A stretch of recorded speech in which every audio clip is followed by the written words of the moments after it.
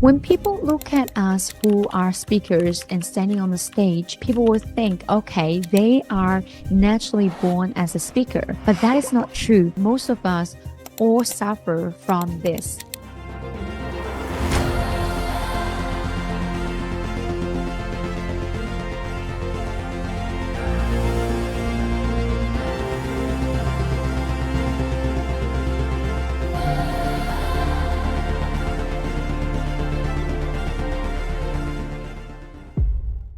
I just came back from my TEDx event and I feel overwhelmed with all the amazing gratitude I have. How many people I met there, they were amazing, and the feedback I received after my talk. And today I want to share what are the things and takeaways from that journey, being a TEDx speaker now officially, and also get to see not just at the front stage, but at the backstage, what is happening and what we can learn from this journey. I have concluded into 5 lessons through this journey. The number one thing is the magic of small. When people look at us who are speakers and standing on the stage, people will think, okay, they are naturally born as a speaker. But that is not true. There is a power when we start practicing every day, every now and then, and that's the power of small. Let me give you an example. If you go to gym, you do 7 minutes a day, and after 7 days, what will happen? You will see muscles, you will see things that's building up on your body. And that is crazy because I have tried. I do work out at home for 7 minutes a week. After a week, I could literally see my little 6 packs. And I don't have to work 40 minutes a day, an hour, 2 hours a day. But legends like Michael Jordan, he practiced hours and hours every single day, and he repeated the same thing that he's practicing.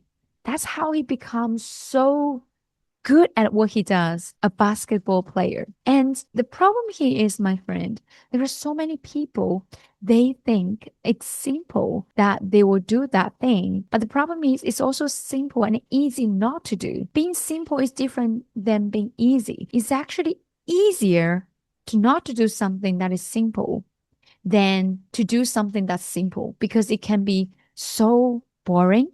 You can get bored if you have to repeat the same thing.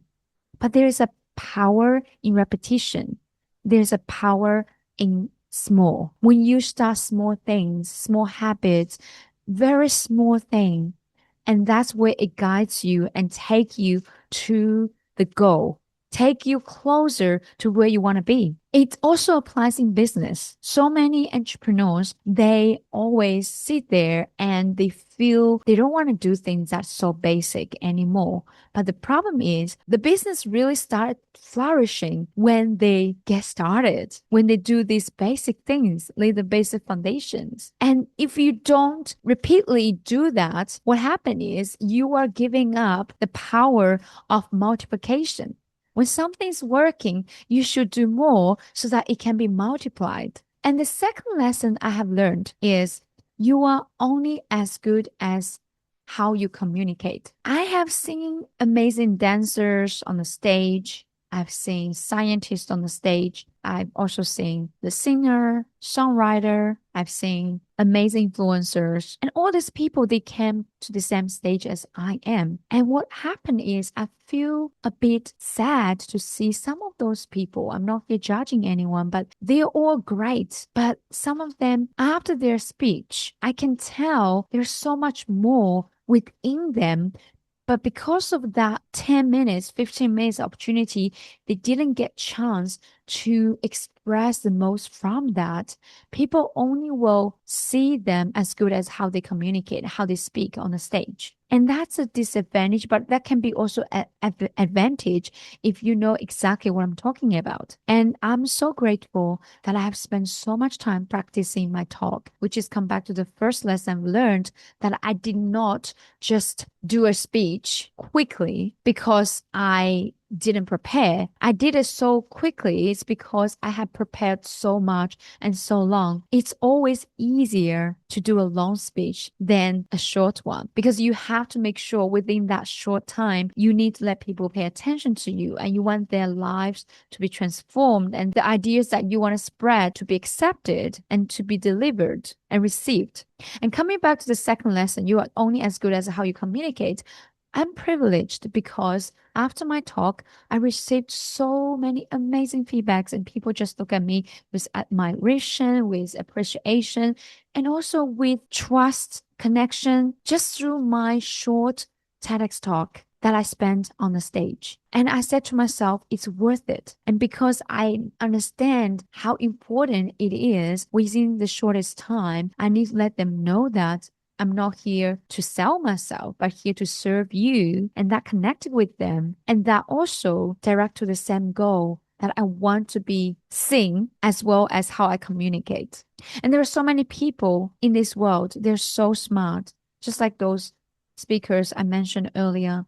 They have so much more to offer, but because they still need to master more on the communication, people cannot see the value from them straight away. Even if you have 10, when you start speaking, people only see 2 out of you. I just finished a trip from Geneva. I was a speaker there as well. I ran a masterclass for public speaking. And there's a girl who is, when I say she's a girl, she's a lady, but she's much younger than I am. She has a PhD. She's so smart. But she said to me, people just don't respect her enough because whenever she speaks, people don't listen. And that's the weakness because she knows so much.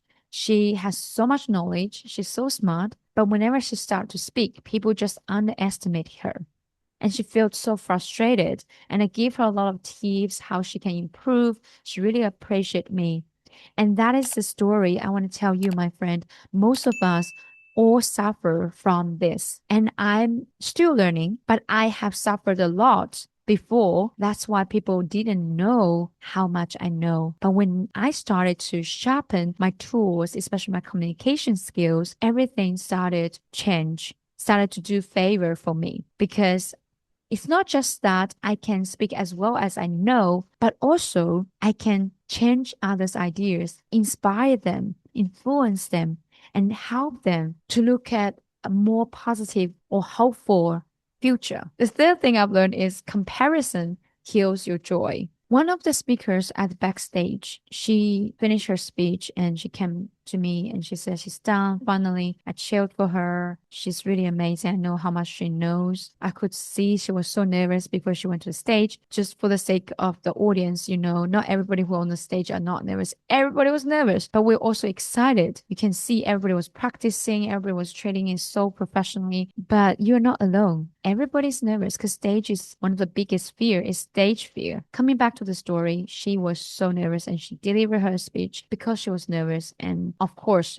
she could always do better. Even for my speech, there's something that I practiced hundreds of times. I still forgot. I missed that part, but time cannot go backwards. I couldn't redo that. And she felt the same way. But then when she looked at other speakers and everybody who's talking so well, she started to have the imposter syndrome that everybody has. She started to compare her speech with others. And I said to her, hey, you are amazing. And none of them is the same as you. If we compare with anyone, we're going to all feel bad because we cannot be others. We have to be ourselves.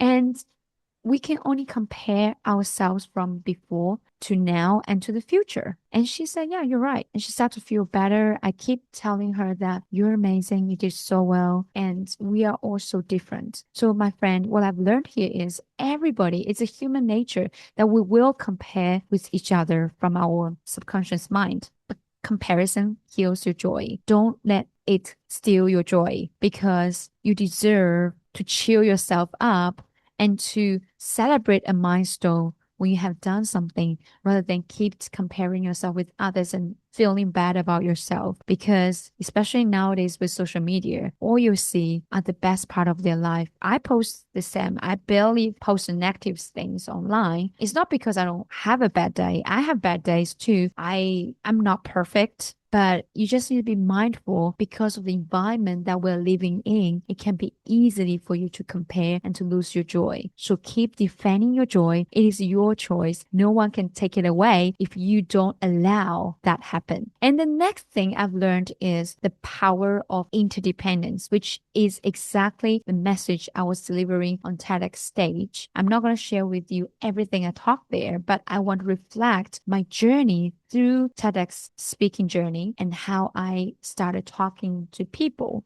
and how people come to me.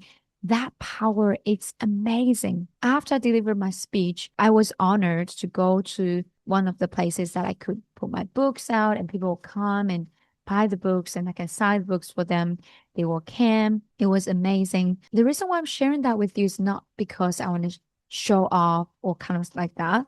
It's because I want you to understand I didn't feel that until when I was signing the books and people coming and I have conversation with each and every one of them. It's just hard to explain before and after. So after my delivery of the speech, if there's no one coming to say to me, "You're amazing. I really love it. Thank you so much. I love yours so much." All these compliments and all this amazing feedback, I probably will feel nothing. I don't even think the efforts I put in there will go any amazing outcome because my purpose is to serve those group of people. But the moment when they come to me, when they come to appreciate me, say thank you and give amazing feedback without I ask them, I can tell they're so excited. They're so thankful from their eyes and the admiration, appreciation, it fills my cup. And that's the power of interdependence, because if I don't have this experience with those people, interruptions with them, without connections, my life is meaningless. I don't even know why I will be speaking on that stage, spending thousands or hundreds of hours preparing my speech. And that is the power of interdependence. When we come together, when we appreciate each other, when we lift each other, when we keep saying great things about each other and look at the things that we are good at and look at the things that we really are thankful about each other, that power is better than anything. It's better than you say, "I'm good myself," because you feel non-fulfillment if you just say, "I'm good." But if someone comes and say to you, "Thank you," that fulfillment is 20 times bigger or even 100 times bigger than anything. And the last but not the least, I want you to take away with this. Whenever you think you can, or you can't, you are right. And that's said by Henry Ford. And I want you to remember this because the moments when I stood on the TEDx stage, I realized that it doesn't matter what others say, who I am, what I can, because none of them really knows me before I step on that stage. But one thing that matters the most is who I believe I am, what I can do or I can't. Because my belief is the biggest guiding star and the most powerful fuel that can drive me to the goal I want to achieve. Today, as a TEDx speaker officially, I remember about 10 years ago, I was thinking to become a TEDx speaker. I knew I could get there, but only 1 year ago, it became so serious to me. I put it on my vision board and I know I'm going to get it. 12 months later, I am a TEDx speaker. I'm very thankful for everyone in my journey, including you who are still watching this video, who are accompanying this journey with me.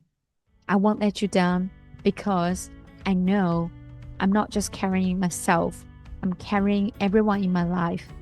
And my life is a reflection of people in my life. So thank you so much. And remember, keep believing in yourself. You can do anything.